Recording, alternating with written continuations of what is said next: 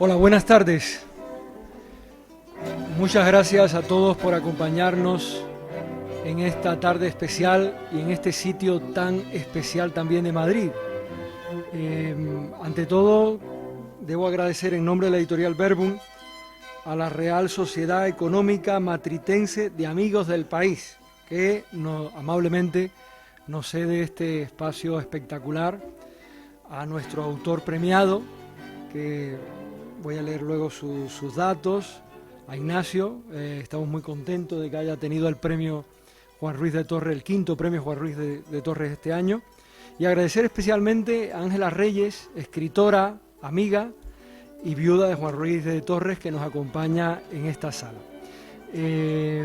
Yo no voy a hablar del libro, porque para eso tengo aquí a Alberto de Frutos, también autor nuestro y un gran narrador, pero sí quiero decir que este premio, que ya va por su quinto fallo, es un premio que cuando hablamos de instituirlo, Ángela Reyes y yo, la idea era, ante todo, recordar la figura de Juan Ruiz de Torres, uno de los grandes intelectuales, narradores y promotores culturales de Madrid, y por otra parte, fomentar la publicación y la creación de libros de cuento, un género bastante ninguneado dentro de los circuitos literarios y sobre todo comerciales, porque los grandes editoriales se interesan sobre todo por la novela, pero no por el cuento. Y a través de este concurso, que se convoca cada año y que lleva el nombre de Juan Ruiz de Torres, recibimos cuentos, libros de cuentos excelentes. El jurado hace un trabajo, yo creo que muy meritorio, y cada año vamos viendo cómo se reciben más textos. Y este año además ha sido una grata sorpresa, porque no conocemos a los autores premiados, por supuesto. El jurado, Ángela lo puede testificar, el jurado simplemente a ciegas, sin saber lo que otros miembros votan, da una puntuación a cada libro finalista, y luego el libro que más puntos alcanza es el premio, y ya está. Y eso ha sido. Ahora participarás también de jurado el próximo año, ¿no, Ignacio? Y entonces, bueno, pues fue una grata sorpresa luego que el autor premiado en esta ocasión no era un autor novel, sino un autor veterano con una obra y una trayectoria muy importante. Así que estamos también muy contentos de tenerlo en el catálogo de la editorial Verbum, junto a grandes figuras como Mario Vargas Llosa, Zoe Valdés, Leonardo Padura y tantos otros autores, ¿no? Y también Alberto de Frutos, que está aquí y que es autor nuestro. Entonces, primero voy a dar la palabra a Alberto, pero leeré tus datos, ¿no? Un poco información sobre Alberto de Fruto Dávalos, licenciado en Periodismo por la Universidad Complutense de Madrid. Dirige la revista Turismo Rural y colabora con publicaciones especializadas como Historia y Vida y Muy Historia. Hasta la fecha ha publicado libros de poemas como La Selva de Noviembre, en el 2002, La Lengua de Barro, 2022, las novelas El Beso de la Señora Darling, 2007, Elisa o El Laberinto de los Inocentes, 2017, y La Mortaja de Polvo, 2023. Los libros de relatos Utopías, Crónicas de un Futuro Incierto, en el año 2009, La Soledad dejó de ser perfecta, en el año 2010, Familias estructuradas, 2013, Tiempos y costumbres, 2014, y Verdes hojas ovaladas, 2021. Y los ensayos Breve historia de la literatura española, 2016, Historia a pie de calle, 2016, La Segunda República Española en 50 lugares, 2019, 30 paisajes de la Guerra Civil, 2020, En la escena del crimen, 2022, y 30 paisajes de la historia de España en el 2023. Como ven, y un historiador con larga trayectoria y también como narrador. Así que le doy la palabra a Alberto de Frutos, que tendrá a su cargo la presentación del libro premiado, del quinto premio Juan Ruiz de Torres, de cuento El alma de los imanes. Alberto, tienes la palabra. Bueno, pues muchas gracias, Luis Rafael, por tu amable presentación.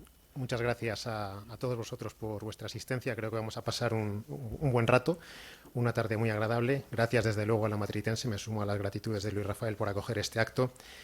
Y bueno, yo que pertenezco también a este circuito de los premios literarios, para mí el Juan Ruiz de Torres es una de las grandes referencias doy fe de que es un premio intachable, tiene una trayectoria impoluta y he tenido el privilegio de ser uno de los primeros lectores del alma de los imanes. Por lo tanto, quiero sobre todo también agradecer a Juan Ignacio por contar conmigo para esta presentación, porque es la que me va a permitir haber gozado de la lectura, cosa que muchos de vosotros no. Más que una presentación al uso, y teniendo en cuenta que mi formación esencialmente es periodística y que además me gusta mucho un joven autor llamado Platón y los diálogos socráticos, lo había planteado esto más como un tercer grado, una entrevista, un interrogatorio duro a Juan Ignacio, siempre que le parezca bien, y ya aprovecho para hacerte la primera pregunta, si te parece bien, y para que tome la palabra. Bueno, no voy a empezar por los agradecimientos, que los diré luego, pero sí me parece bien todo lo que hagas, porque eres un gran amigo y no espero nada malo de la amistad. Juan Ignacio, antes de que intervengas, creo que es justo que lea también tus datos esenciales. Bueno, Juan Ignacio es licenciado en Derecho por la Universidad Complutense y también en Filología Hispánica. Escribe habitualmente desde hace años en la revista Turismo Rural, dirige clubes de lectura en Madrid y en la Real Sociedad Económica Matritense, también de Amigos del País, aquí. Como escritor ha publicado los libros de relato No me amarás, 2018, Los ecos bastardos del silencio, 2022, y las novelas La luna es verdad, 2021, y El mundo puede ser un gato que juega a la pelota con Australia. Algunos de sus relatos aparecen en diversas antologías, como Cuentos para un viernes, Nuevos relatos para trayectos cortos, Viajes hacia la imaginación, revista Cuentos para el Andén o Yo deportista de la Junta de Andalucía, entre otras.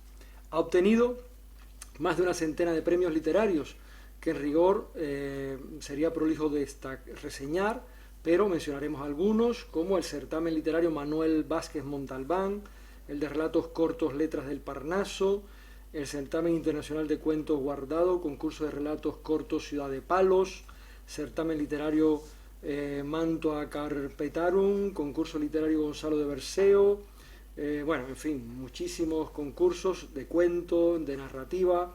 Ha obtenido el premio de relato breve Don Carlos de Seso de La Rioja, o el concurso de relatos Puerto de Sotogrande, entre otros muchos. Y ahora él, Juan Ruiz de Torres, de la editorial Verbum de Madrid. Así que te doy la palabra.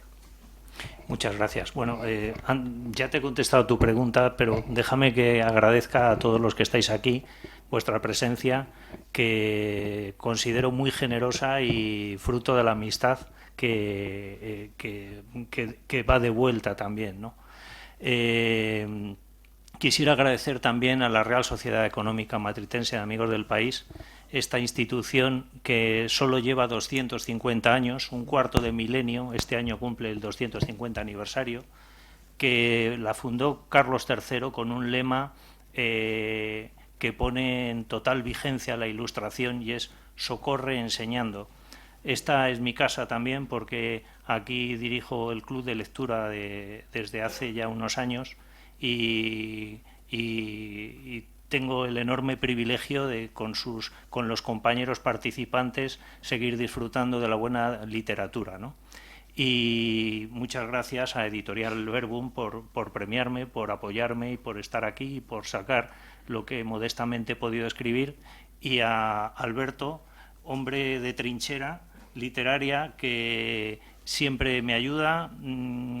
Nunca hay una palabra que no conoce, que es la palabra no, y espero que siga sin conocerla, y está aquí acompañándome porque sabe que me lo puede poner muy difícil, pero estando cerca me saldrá bien, seguro. Bueno, pues si te parece, yo cuando vi el fallo me llamó mucho, me suscitó una gran intriga el título, ¿no? El alma de los imanes. Así que podemos empezar hablando por el título de este libro, que objetivamente a mí me parece muy bueno, ¿no? Es un libro que habla de atracciones, de repulsiones, es un libro que habla de ataduras inevitables, porque son humanas, y también de polos opuestos. ¿Qué has querido significar exactamente con el alma de los imanes? Yo creo, en primer lugar, que el título de cualquier texto es muy importante. Hay veces que uno lee buenos libros con títulos no excesivamente afortunados, y yo soy de la opinión de que el título es el primer encuentro que tiene el lector con un libro, que adquiere solo prácticamente por el título, ¿no? Por otras referencias, las imágenes de la portada, etcétera, pero el título es un llamamiento de primer orden, ¿no? Hay libros que en su día iban a tener otros títulos y hubieran sido muy desafortunados esos libros, ¿no? Por ejemplo, 100 años de soledad, Gabriel García Márquez lo quiso titular La casa. Imaginaros, la casa, o Drácula, el muerto no muerto. Un desastre, ¿no?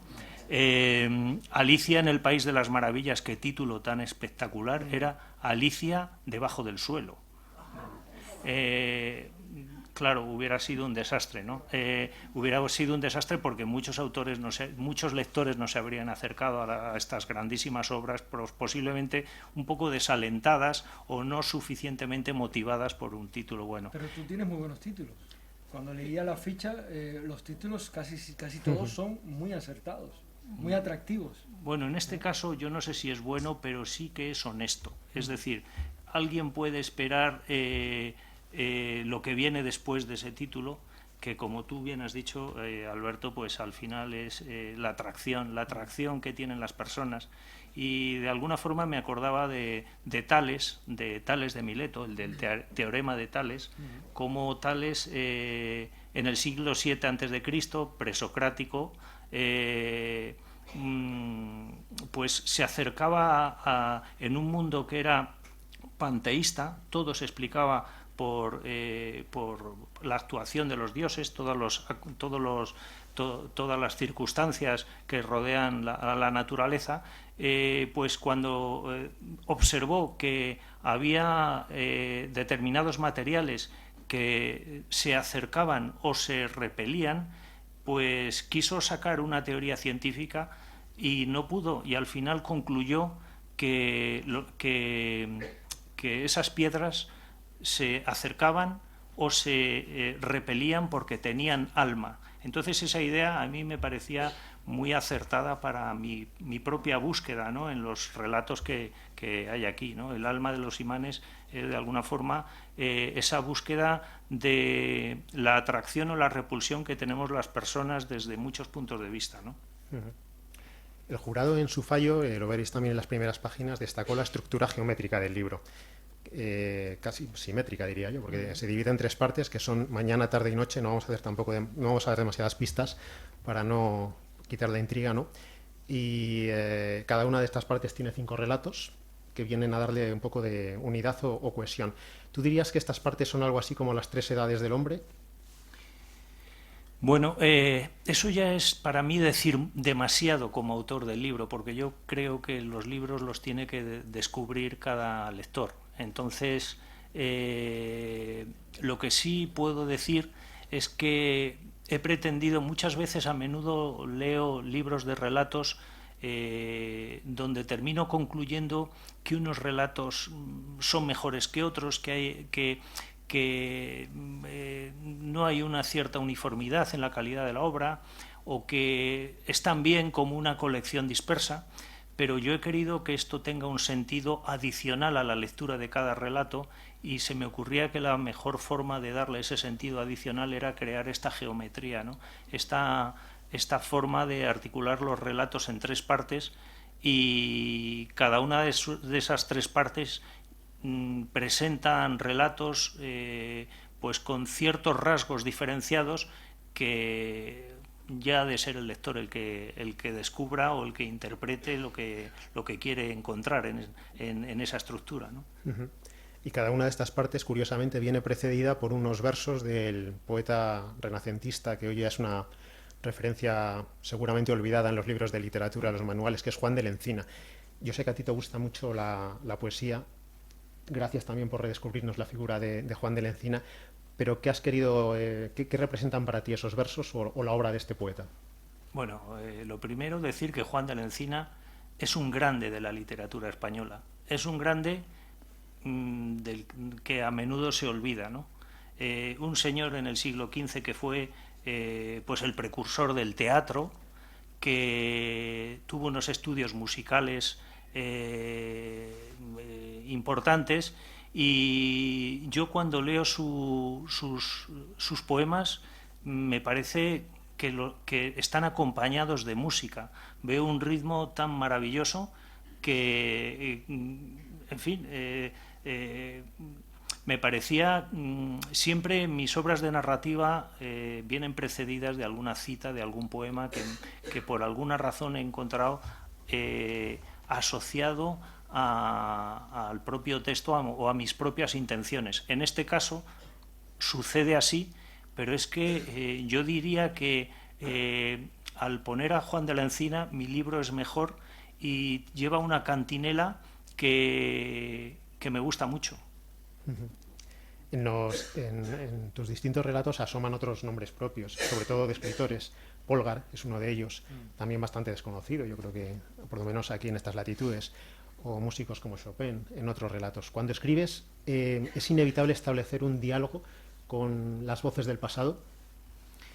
Bueno, claro, por mi formación y por las cosas que me gustan, pues son cosas que cuando escribo afloran involuntariamente o voluntariamente, ¿no? Hablar de Polgar o de Chopin para mí, bueno, hablar de Polgar, un escritor judío que huyó de Berlín en la noche de los cristales rotos, huyó de Praga, y en Viena el día antes del referéndum de anexión de Austria al Reich, salió huyendo con 65 años y una maleta hacia Suiza para tener que construir de nuevo toda su vida, pues me parece que este hombre tiene una obra muy digna. Yo lo que conozco de esa obra me parece maravilloso, y su propia vida y ese empezar de cero constantemente y con unas dificultades que ponían en peligro su propia vida, pues en fin, me parecía muy motivador, ¿no? Y en el caso de Chopin, bueno, Chopin, bueno, no, en el relato se habla del corazón de Chopin, que está enterrado en un sitio distinto de su cuerpo, algo se habla de esa historia, y Chopin es las composiciones de Chopin son sobrecogedoras. A mí particularmente me parecen que me elevan muy por encima de mí. Vamos, estoy como Santa Teresa o San Juan de la Cruz en un proceso místico tremendo. Entonces, este tipo de referencias me mueven mucho cuando escribo, porque muchas veces fijándome en sus vidas encuentro otras vidas. Al final lo que uno lee en los relatos son simulaciones de la vida, esa es la literatura, una simulación de la vida, y cuando uno tiene como elemento de contraposición las vidas de verdad, estas vidas tan al límite, tan increíbles, con una obra tan maravillosa, y es muy fácil encontrar un estímulo para escribir una historia, ¿no? Bueno, aprendemos tanto de ti leyéndote como escuchándote. Es un placer. Espero que no aprendáis de mí, que tengáis mejores maestros. Y aprovechando que te tenemos aquí, antes de que empieces la gira nacional o internacional con este libro, sí que me gustaría hacerte algunas preguntas sobre tu proceso creativo, ¿no? La primera es, bueno, aquí tenemos una colección de 15 relatos. ¿Cuál es tu actitud ante el relato cuando se te resiste? ¿Vuelves a él una y otra vez o te rindes, lo abandonas y pasas a otra cosa? No puedo abandonarlo, tengo que seguir. Eso da al final... ¿Nunca has dejado un relato a la mitad? Sí, pero también he tenido muchos gatillazos.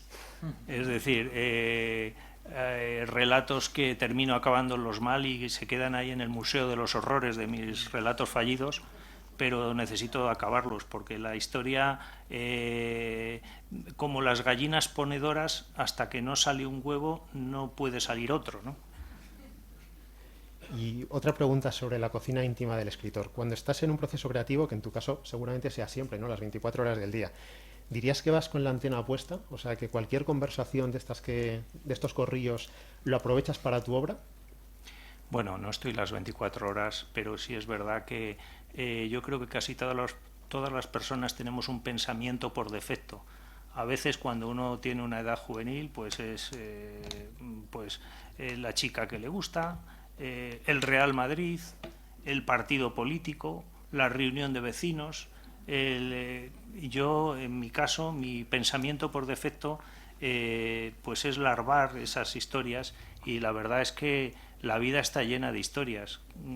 Si somos capaces de escuchar atentamente a cualquiera de los aquí presentes, seguro que nos contará una historia increíble. Llevarla al papel es tener los ojos abiertos y los oídos atentos, ¿no? Y yo sí que en esta época de mi vida, en esta etapa, es verdad que estoy siempre elucubrando alguna historia. Claro, y además tú, como director de clubs de lectura, me imagino que ese proceso, yo no, es que, no he participado directamente en ninguno de ellos, pero me imagino que es algo bidireccional, ¿no? O sea, que aprenden ellos y aprendes tú. No, ellos no aprenden. Aprendes Ellos tú. aprendo yo. Sí. Realmente los clubes de lectura es una excusa, aunque ahora que Eres no un nos oye parásito. nadie, para decir que yo soy el que aprende. Es maravilloso escucharles, y muchas de las ideas preconcebidas. Yo soy un dictador. Bueno, yo suelo decir que es una especie de dicta blanda, en que yo procuro tener en cuenta los gustos de los participantes, no siempre acierto, y ellos al final se ven sometidos a mi dictadura, que consiste en que yo les digo qué libro hay que leer, ¿no? Pero muchas veces elijo esos libros con una gran convicción en determinados valores, que termino yo mismo corrigiendo y dándome cuenta con los ojos abiertos de tan maravillosos lectores, ¿no? A mí me encantan los clubes de lectura. Me parece que la gente que se reúne en los clubes de lectura es la gente que es capaz de mover el mundo.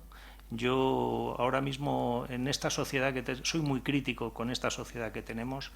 Siempre la rebeldía en las generaciones anteriores a la mía ha venido de manos de la juventud. Ahora la juventud tiene conformismo, no tiene rebeldía, y los clubes de lectura son una forma de rebeldía, una forma de buscar cosas nuevas, de entender la vida, de cambiar el mundo, de no conformarse, ¿no? Y eso es una gran rebeldía. Hay una pieza en este libro que se titula Relato que puede marear, que se desarrolla precisamente en un taller de escritura, ¿no? No es un club de lectura, pero bueno. Hablamos de otro de los... vamos a mencionar 2 o 3 relatos que me han gustado, frases extraídas de esos relatos, para ver si... Bueno, para dar tu valoración, ¿no? Como autor sé que te van a gustar, a mí como lector me han encantado. Uno de los relatos, que se titula Nuestros ríos, muy manriqueño, ¿no? Dice uno de los personajes: estoy aquí porque necesito mirar más profundo. ¿Tú dirías que escribes también porque necesitas mirar más profundo? Bueno, yo creo que escribir es una forma de pensar, y claro, cuando uno piensa y le dedica un poco de tiempo a pensar, inevitablemente piensa más profundo. Es una consecuencia lógica, ¿no? Y escribir sí es una forma de pensar más profundo para mí, desde luego. Y por el interés de conocerte a ti mismo, como dice otro de los personajes, en este caso del relato El olfato de los perros. ¿Es también una forma de autoconocimiento, de introspección? Sí, yo creo que también es una forma de autoconocimiento. Lo que pasa que, aunque viva 300 años y escriba un relato todos los días, no llegaré a conocerme a mí mismo, y me seguiré sorprendiendo. Así que es una forma residual de autoconocimiento, para mí. Otra cita del libro. Escribir a veces es un impulso inane para los demás, pero peligroso para el que escribe. ¿Cuáles dirías que son los peligros de la escritura para Juan Ignacio Ferrandi? La obsesión, el encasillamiento, la obsesión porque uno termina pues aseverando más las convicciones, a lo mejor, y no abriendo el mundo, el encasillamiento, porque uno termina repitiendo determinadas cosas. En fin, para el que le guste el fútbol, recuerdo un extremo izquierdo que cuando tenía el balón siempre hacía el mismo regate, pero siempre regateaba. Entonces era inconcebible, era una cuestión de saber por dónde iba a salir, ¿no? Pero el hombre siempre salía. Entonces esa tendencia muchas veces es un peligro en la escritura, porque uno termina encasquillándose en lo que está escribiendo, ¿no? O repitiendo fórmulas. O repitiendo fórmulas, ¿no? O repitiendo fórmulas. Yo creo, de todas formas, que la mayoría de los escritores no sabemos parar. Es decir, que terminamos a veces escribiendo muchas veces el mismo libro. Espero que eso no me suceda a mí y que alguien vea novedades. Desde luego, yo creo que este libro sí aporta novedades con respecto a los que he escrito antes, ¿no? Hay un relato muy original que se titula A veces no soy capaz de asesinar, otro título brillante, donde los haya. Así que te voy a pedir un ejercicio difícil, un tanto surrealista, y es que me digas qué similitudes encuentras entre el trabajo de un francotirador y el de un escritor. Bueno, depende de lo que escriba. El francotirador supongo que ya sabe a qué víctima va a apuntar y dispara. El escritor tiene una obsesión o busca solucionar un problema y apunta allí. No creo que yo sea un francotirador, creo que tiendo más a la metralleta, lo cual no sé si es peor. Bueno, una virtud, pensaba yo, sí podría ser un punto en común, no sé si virtud, la paciencia. Un francotirador que está acechando a su víctima, ¿no?, con la mira puesta, y el escritor que está horas y horas dedicando a este tema. La paciencia y la técnica también, ¿no?, porque el francotirador necesita una técnica para utilizar su instrumento y tú necesitas una técnica para cultivar tu imaginación o darle forma. Y tengo que decir que pocos relatos más perfectos, complejos, originales, técnicamente impecables y pacientes, como dos que voy a citar expresamente, que son El avión de mierda, otro título excelente, y Ciudades a las que nunca conseguí llegar. A mí, yo creo que de los 15 son los que más me han gustado. Mientras los leía, estos dos relatos, pensaba que tú habías llegado a algún tipo de pacto, ¿no?, con las musas, un pacto secreto. Cuéntanos si esto es cierto, si tienes algún pacto fáustico o cómo se te ocurrieron estas historias. No, yo soy más de Dios que del diablo, o por lo menos aspiro. Bueno, El avión de mierda es una historia que empieza de una forma y termina de otra. Es difícil hablar de un relato así en concreto sin desvelarlo, pero yo creo que muchas veces hacemos un relato como un vals, una especie de 3x4 que es fácilmente predecible en su evolución y que tiene un principio, un desenlace y un final, ¿no?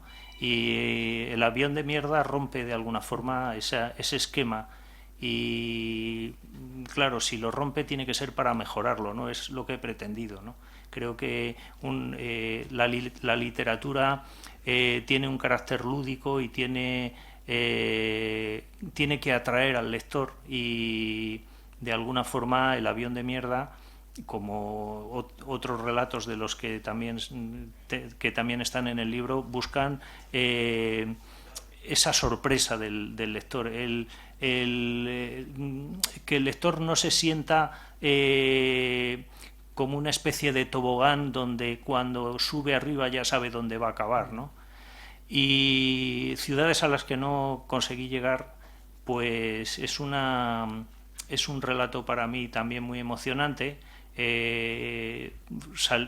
Salió cuando yo tenía un episodio clínico muy determinado y me parece que a veces yo recuerdo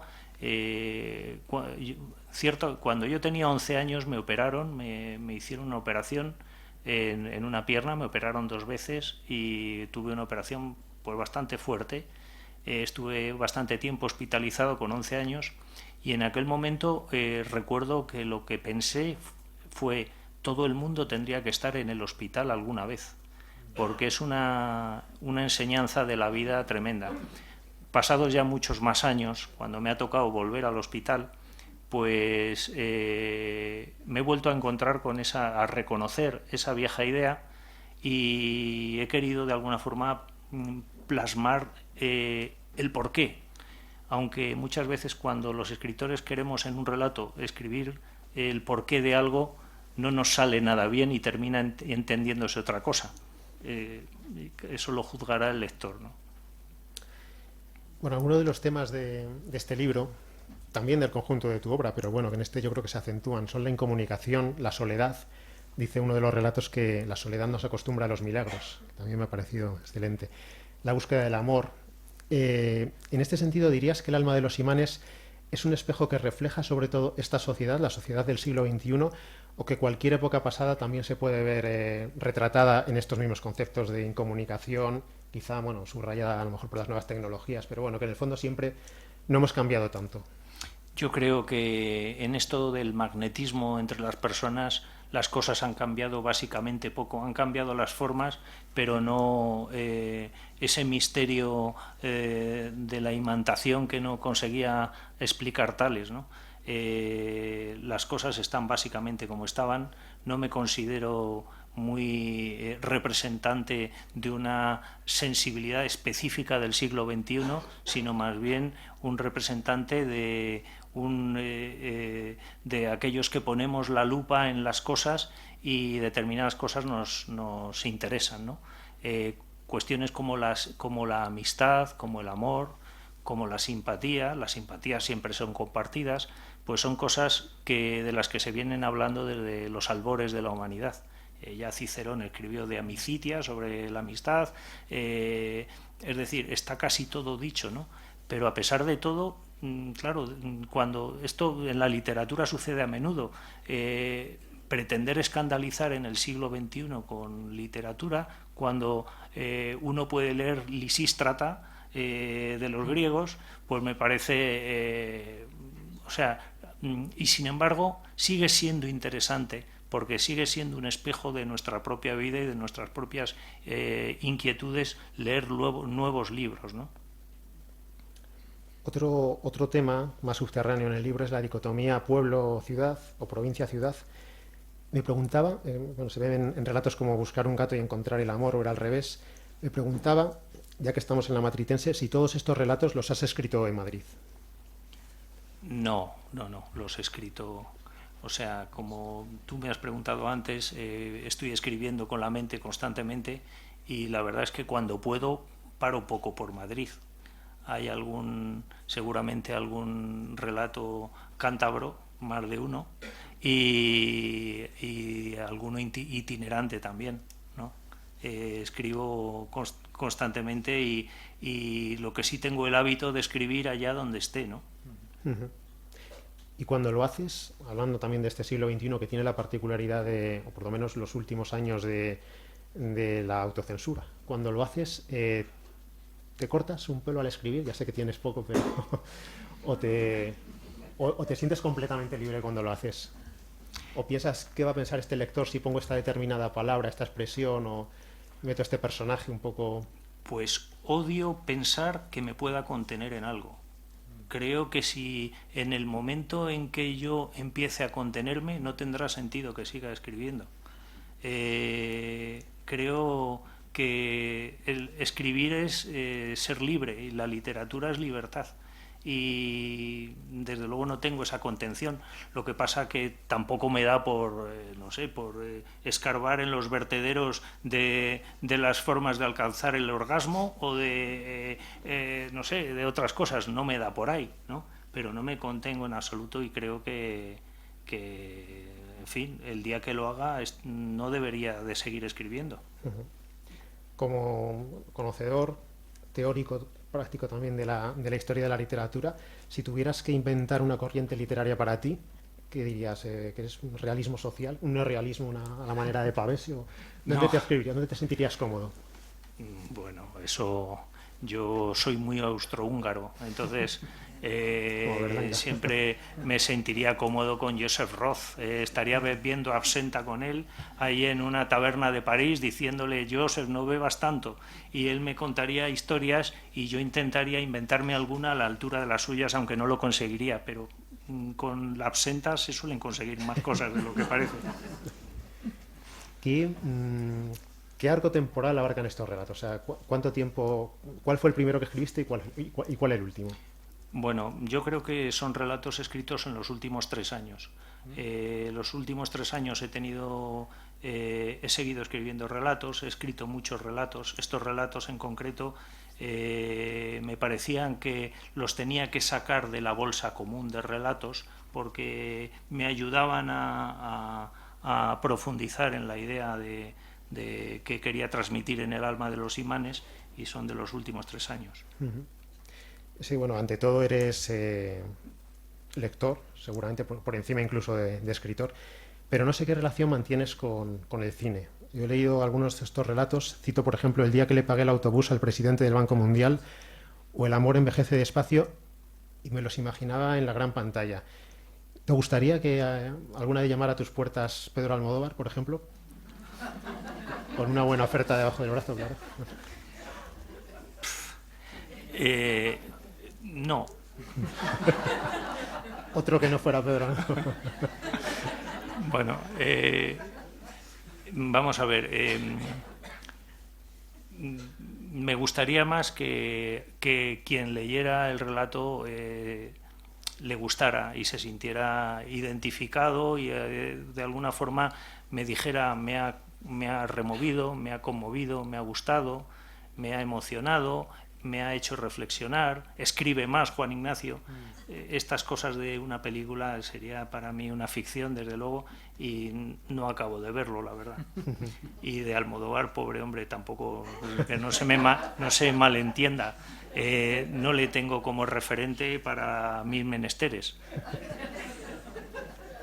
Y otra curiosidad un poco malsana, ¿no? Aprovechando que está Luis Rafael aquí, si te ofreciera un libro por encargo, ¿lo harías? ¿Aceptarías escribir una obra por encargo o te acuartaría un poco? Depende de qué se me encargara. No lo desdeñaría. No lo desdeñaría en principio, pero dependería, ¿no?, un poco de qué es lo que se me pidiera. Bueno, vamos a... Tú de todas formas, tú eres muy cinéfilo, yo lo sé, y por eso ves películas donde no las hay, Alberto.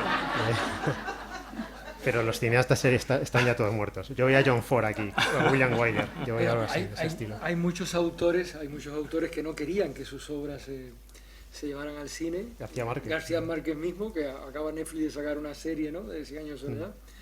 Pero al final dicen que dejó el margen, ¿no? Dijo a los hijos: bueno, después que ellos mueran, hagan lo que quieran. En fin, ya no lo iba a ver, ¿no? Pero evidentemente una obra, y sobre todo una obra cuando tiene tantos matices, llevada a otro lenguaje, como es el lenguaje cinematográfico, pierde.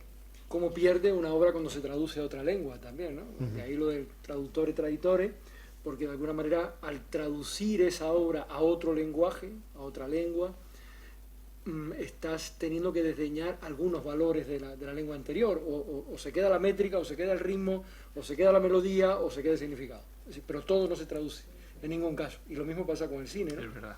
Y yo creo que además lo has dicho muy bien, y me ha gustado mucho el diálogo que han establecido, porque es un libro con muchísimas polivalencias y con muchísimas significaciones.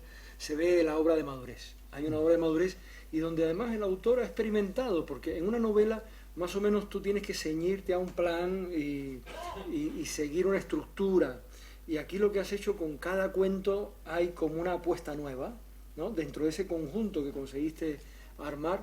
Entonces, el cuento es un género que se da mucho para eso, ¿no?, que da la posibilidad al autor de experimentar, de cambiar de puntos de vista, de cambiar de tiempos verbales, de cambiar estructuras, ¿no?, narrativas.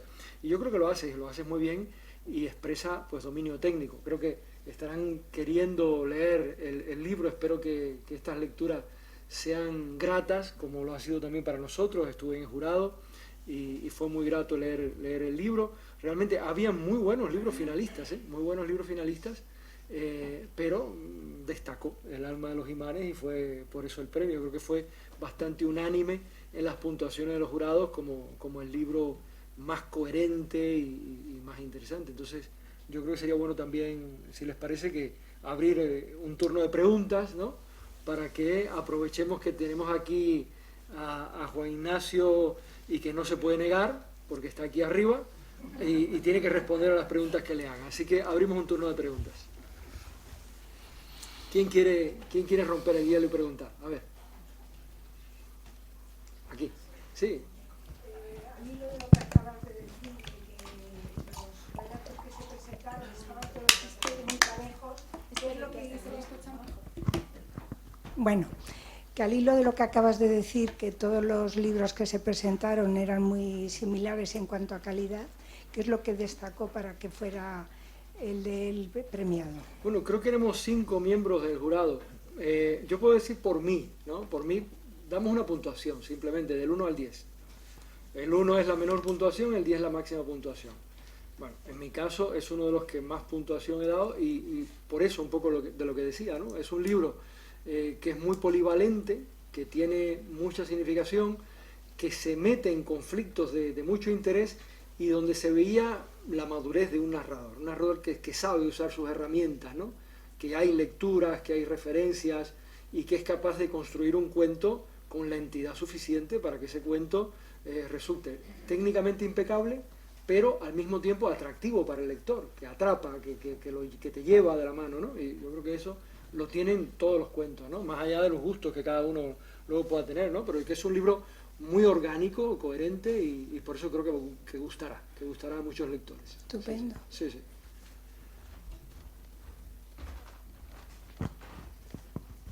Juan Ignacio, vamos a ver, yo he leído tu libro, claro está, no tengo ni voz ni voto, pero por gentileza me lo manda. Sí. Tus cuentos son como muchos como la propia vida. Me llamó mucho la atención tu delicadeza ante este cuento, que no sé si es el primero, el tercero o el cuarto, no lo sé, que llega, un marido se va de viaje, llega una noche antes de lo que le dice a su esposa y su esposa no está, la cama está perfectamente hecha y ella no está allí. Y él, ¿qué hace? Se vuelve a marchar, duerme en un motel y vuelve al día siguiente cuando le tiene dicho a su mujer cuando va a volver. Y todo es paz y armonía. Oye, pues es como la vida misma.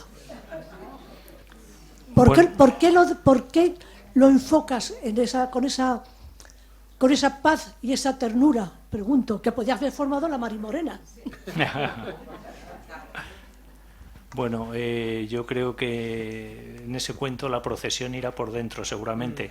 De hecho, el cuento se titula ¿Cómo saber si está muerta una tortuga?, ¿no? Y cuando una tortuga está boca arriba, muchas veces está inmóvil y parece que no tiene ninguna actividad fisiológica, que está muerta, ¿no? A veces esa falta de reacción es realmente un volcán, ¿no? Juan Ignacio, estoy aquí. Tú y yo hemos compartido una época anterior a esta, en la que trabajábamos con bastante cercanía y hemos comido muchos viernes y hemos pasado muchas cosas juntos. No sé si te acuerdas de mí.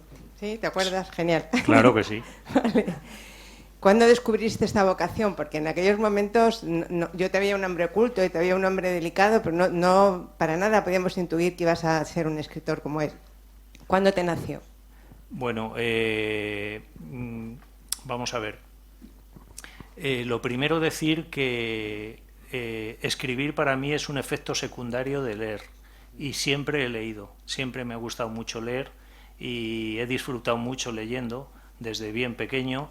Y eso me ha llevado a escribir. Cuando he estado trabajando, también escribía. Lo que pasa que no con el tiempo, ni con la dedicación, ni con el entusiasmo seguramente que merecía la cosa. Entonces, realmente siempre he escrito. En esta última etapa de mi vida crepuscular, ya como estoy, sin flequillo, como en aquella época de los viernes, pues bueno, pues ya sí tengo ese tiempo, ya sí me puedo concentrar más, puedo dedicarle tiempo, puedo darme cuenta de los errores y atreverme a dar ese paso fuera del cascarón y sacar mi obra a que sea conocida y ojalá apreciada, ¿no? Pues ha sido una suerte que te decidieras. Gracias. Hola,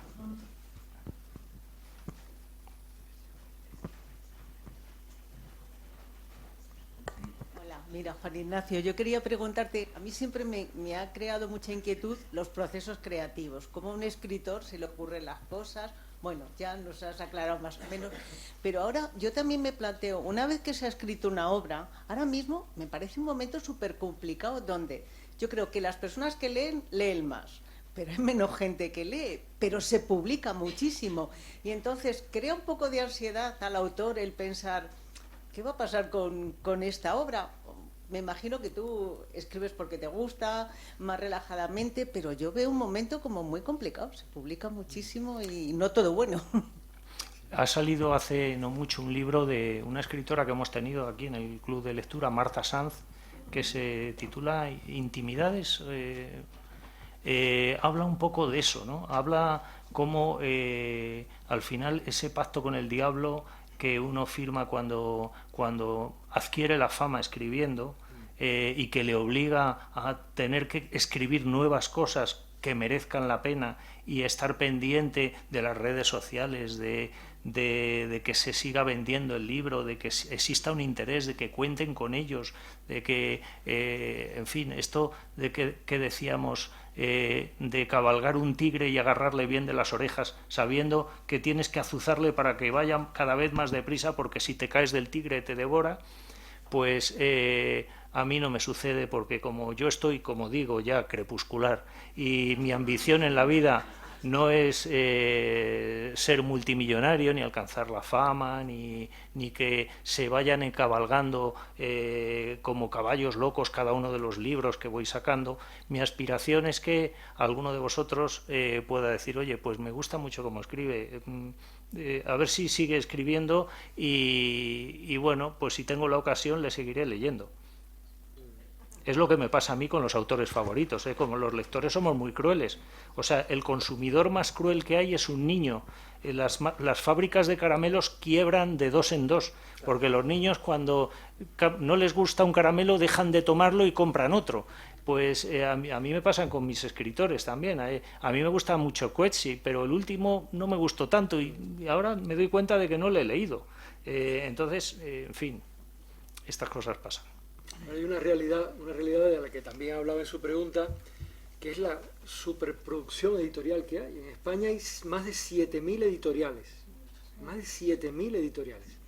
Sin embargo, el 85% de la facturación editorial, los que más venden, están en 2 grandes grupos, que son Penguin y Planeta. Son los que más venden. Los demás es todo residual. Sin embargo, los autores y las editoriales que mantienen la bibliodiversidad, es decir, la diversidad de nombre, de proyectos, de temáticas, son las pequeñas y medianas editoriales, ¿no? como la nuestra. Y es un problema, porque llegan a diario cientos de propuestas editoriales. A veces no hay tiempo ni de recepcionarlas, ni de evaluarlas. Entonces, para un autor, cuando termina un libro o cuando está proyectando un libro, siempre es una preocupación. Bueno, ¿y esto? ¿Podré publicarlo alguna vez? ¿Habrá alguna manera de publicarlo? Y un premio es una vía. Yo creo que también por eso enviaste al premio, ¿no? Buscando, bueno, si gano, me lo publican, ¿no? Claro, claro. Bueno, para ser sincero, yo cuando envié, o sea, yo tenía interés, digamos que mi estrategia que me lleva desde A, un autor desconocido, hasta Z, una eminencia en la escritura moderna, pues en este año entraba el publicar un libro de relatos. El año pasado publiqué una novela y yo quería publicar un libro de relatos. Entonces vi esta flauta en el suelo y empecé a soplar. Y me parecía que todo cuadraba si conseguía un premio de relatos al libro en el que yo confiaba, pues estaría fenomenal, ¿no? Y bueno, pues he tenido esa suerte. Yo quería darte la enhorabuena por este libro y preguntarte si es que ahora te vas a dedicar al relato o has abandonado la novela. No, vamos a ver, el relato y la novela son dos cosas diferentes, es una perogrullada decirlo, ¿no? Pero el relato, o sea, la novela, el relato exige, cada vez que escribimos algo, buscamos secuestrar a gente. El secuestro consiste en que alguien compra un libro nuestro y le dedica unas horas de su vida a lo que nosotros hemos dicho. Cuando ese secuestro se hace en un relato, pues es un secuestro exprés, en el que el lector tiene que estar sin bajar la guardia en ningún momento, porque la economía con la que se escribe en el relato exige una atención absoluta, una actividad. La novela, sin embargo, uno puede vivir más al ralentí, puede tener una lectura más pausada. Para mí, el sustrato de lo que yo hago son relatos. Y de vez en cuando alguna de las historias que se cruza por el camino pienso que merece una atención mayor o una mayor extensión de lo que quiero contar, ¿no? Entonces yo seguiré escribiendo relatos, seguro, y alguna idea tengo para alguna novela, pero no me obsesiona tampoco. De momento sí me obsesiona seguir escribiendo relatos. Yo te quería hacer una pregunta en relación a la temática conductora que mencionabais al principio del libro, ¿no? Que va sobre la atracción, la repulsión. ¿Hay algún motivo concreto por el que has escogido esta temática? Y sobre esta pregunta tengo otra, que es, para llegar a recopilar tantos relatos que tengan este hilo conductor, ¿es un proceso que haces un poco aposta escogiendo un tema o surge de manera natural y coincide en este caso? ¿Cómo ha sido? Bueno, empiezo por la segunda. Las vacas dan leche, las gallinas ponen huevos y a mí me salen relatos así. Es decir, mis obsesiones, mis ideas, mis extravagancias se reflejan en lo que escribo, ¿no? Y en ese tipo de... Cuando yo conduzco mis narraciones con esas temáticas, me salen mejor, me salen más naturales. Me cuesta más impostar sobre otro tipo de temas. Y la primera pregunta, pues creo que las relaciones humanas es una de las cosas más importantes que hay en la vida, ¿no? Y me fascina cómo las personas las conducimos, a veces con errores, otras veces con acierto, pero hay una fuerza innata en nosotros que nos sigue, como en los coches de choque. Uno se monta en un coche de choque, gira el volante a la derecha, pero resulta que va a la izquierda y se choca por un lado, luego se choca por otro. Ese tipo de cosas son así también en las relaciones personales, y me interesa mucho ese efecto, esa fuerza que hace que sigamos conduciendo con el coche de choque sabiendo que nos la podemos pegar, ¿no? Ese magnetismo.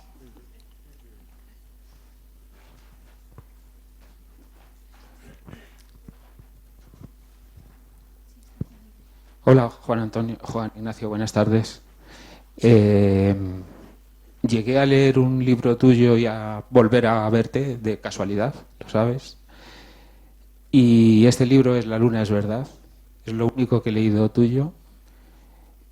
Entreví algunas reminiscencias de una infancia.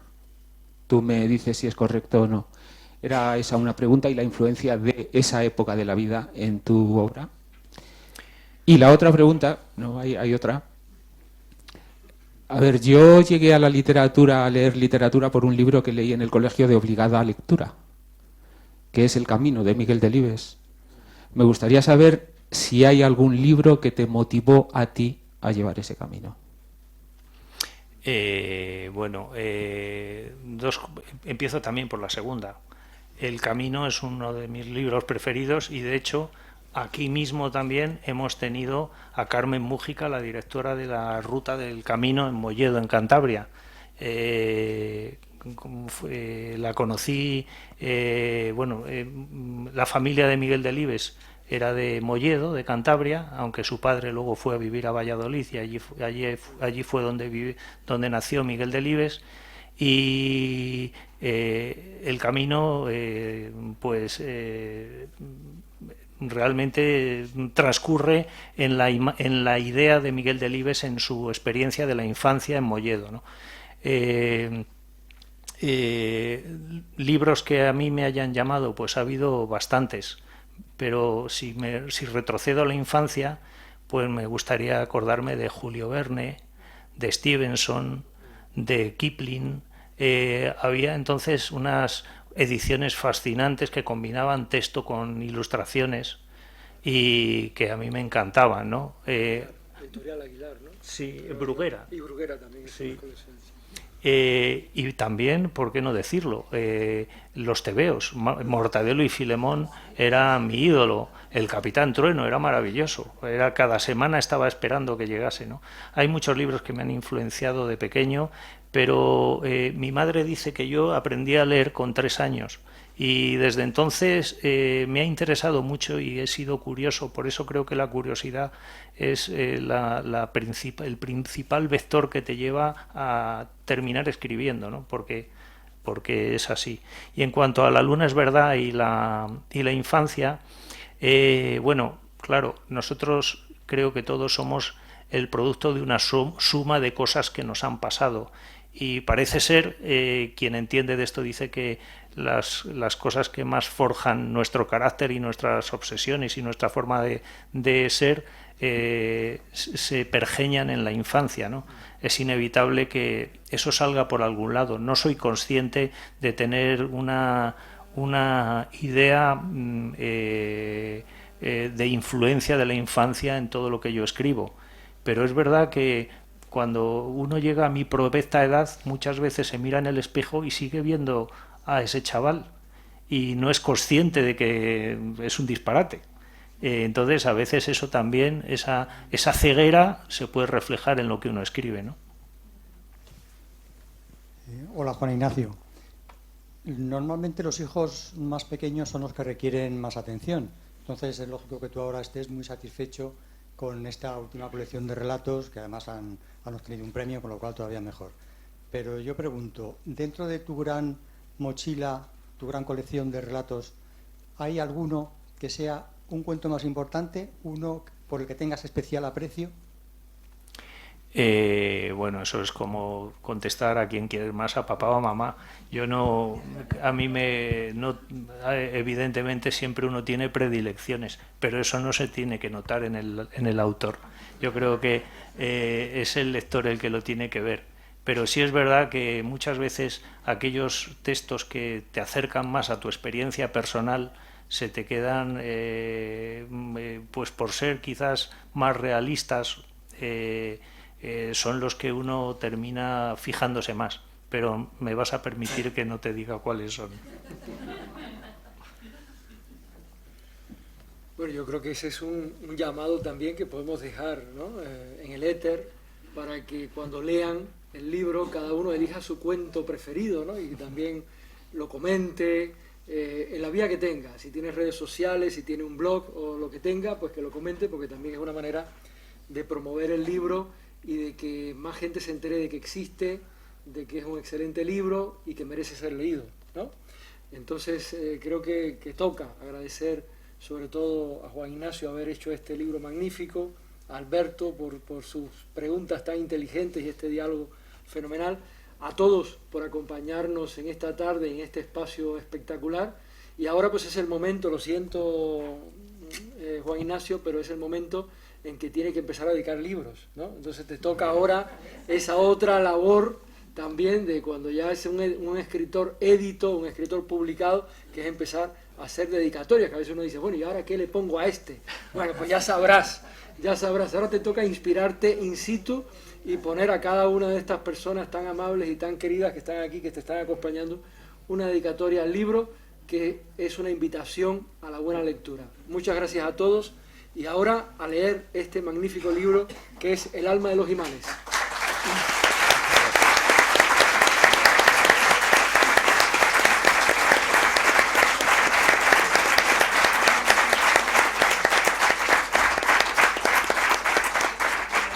Pues voy para allí fuera, ¿no? Sí.